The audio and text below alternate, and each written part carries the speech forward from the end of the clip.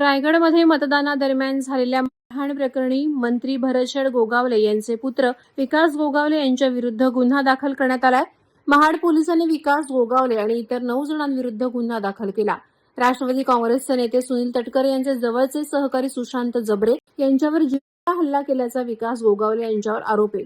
शस्त्रास्त्र कायदा आणि बीएनएसच्या इतर कलमांखाली हा गुन्हा दाखल करण्यात आला. मंगळवारी एका मतदान केंद्रावर राष्ट्रवादी युवक काँग्रेसचे महाराष्ट्र उपाध्यक्ष सुशांत जाबरे आणि त्यांच्या समर्थकांवर विकास गोगावले आणि त्यांच्या समर्थकांनी जबर मारहाण केल्याचे आरोप करण्यात आले. या घटनेनंतर शिवसेना शिंदे गट आणि अजित पवार यांच्या राष्ट्रवादीमध्ये वाद सुरू झाला.